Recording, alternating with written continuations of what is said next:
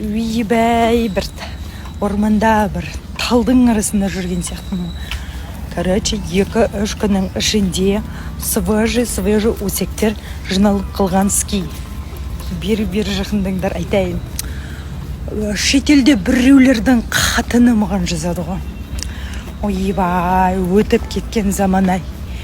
Өтіп кеткен, ескіріп кеткен махаббат. Ну ладно, не дейді екен? Де оқыдым. Деген әңгімелер, короче, шірткен. Ол әңгімені тыңдағысы келіп тұрған әсемет жоқ.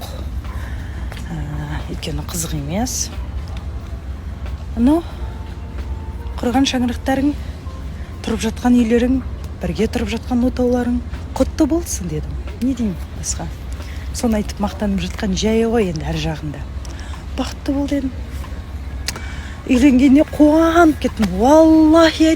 Ал қайырлы таң. Көрмегелі көп күннің жүзі болды.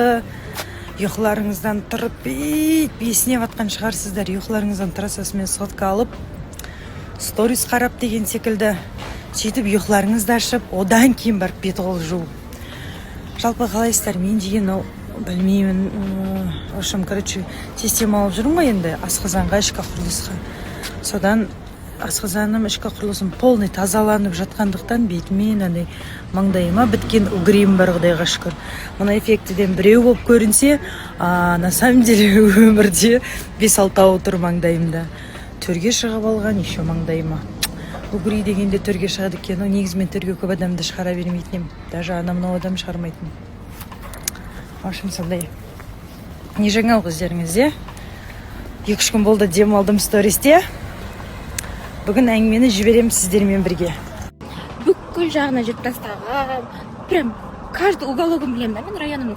И маған ол жақта жүгірген вообще қызық емес болатын ше. И өзім районым айналып жүгіре берем.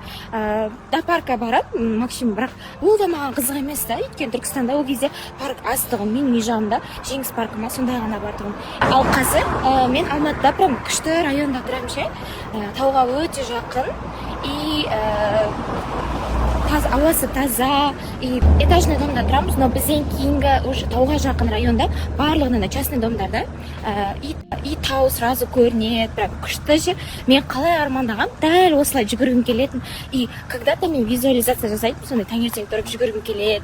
И менде андай вид болса деп ше, мысалы күшті тау көрініп тұрса, күншығыстың алғашқы сәулелері прям түсіп тұрса тауға, и жүгірген кезде прям жерде шышқалар, әртүрлі жемістер жатса деген сияқты, то есть жеміс ағаштарын көрсем деген сияқты. Сол визуализация менің қазіргі өмірімде болып жатыр да. И прям күшті сезімдемін. Оказывается, таңертеңгі уақытта шынымен өте жақсы нәрселерді ойлау керек екен, и ұйықтайтын уақытта ойлау керек екен.